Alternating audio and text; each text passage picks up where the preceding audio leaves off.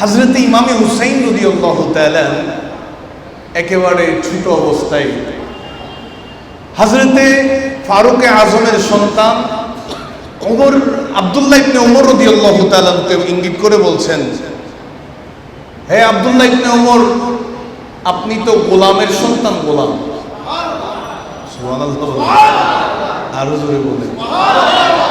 আব্দুল্লাহ ইবনে ওমর টেনশনে পড়ে গেছেন, আমার বাবা অর্ধ জাহানের খলিফা ফারুক আজম, আর ইমামে হুসাইন আমারে বলছে গোলামের সন্তান। গোলাম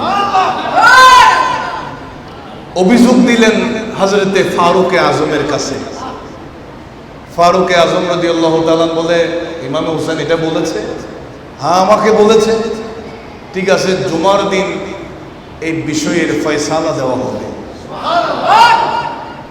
আমার বাবারা ভাইরা, জুমার দিন সবাই মসজিদে নববীতে উপস্থিত আছেন। হুজুর সাইয়্যিদুনা ফারুক আজম রাদিয়াল্লাহু তাআলা এর অপেক্ষায় সাহাবায়ে কেরামরা বড় টেনশনে আছেন। ইমামে হুসাইন কি বলেছে? ফারুক আজমের সন্তানকে গোলামের সন্তান গোলাম বলেছে। জানি না আহলে বাইতে রাসূলের সদস্য ইমামে হুসাইনের কি বিষয়ে ফয়সালা হবে। সমস্ত সাহাবায়ে কেরামরা টেনশন করছেন।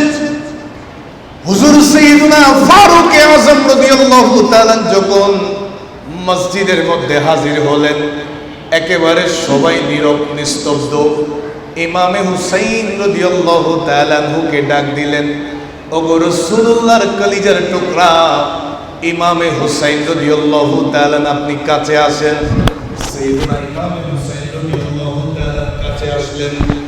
হযরত ইমামে হুসাইন রাদিয়াল্লাহু তাআলা কাছে যখন আসলেন, ফারুক আজম রাদিয়াল্লাহু তাআলা জিজ্ঞেস করলেন, ওগো নবীজির আহলে বাইতের সদস্য সাইয়্যিদুনা ফারুক আজম রাদিয়াল্লাহু তাআলা, আপনি কি আব্দুল্লাহ ইবনে ওমরকে গোলামের সন্তান গোলাম বলেছেন? আপনি কি আমি আমিরুল মুমিনিন ফারুক আজমকে কি গোলাম বলেছেন?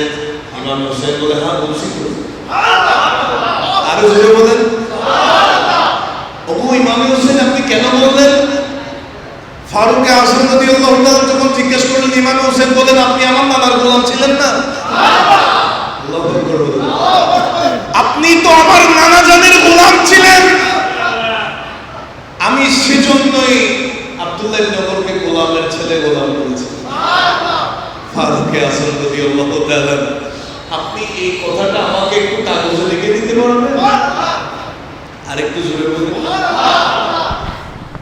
হযরত ইমাম হুসাইন কি বলছেন, আপনি কি এই কথাটা আমাকে, নবীজির গোলাম এই বিষয়টা আমাকে লিখে দিতে পারবেন?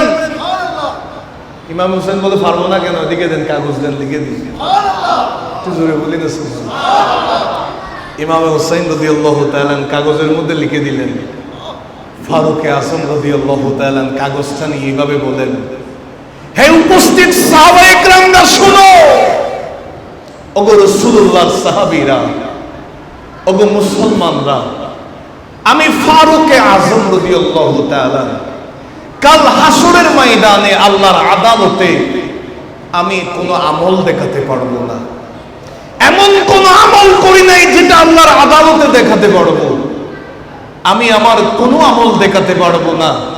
আমি আল্লাহর আদালতে রাসূলুল্লাহর গোলামের সার্টিফিকেটটা দেখাবো। এই সার্টিফিকেট নিয়ে আমি হাসরের ময়দান থেকে জান্নাতে যাব।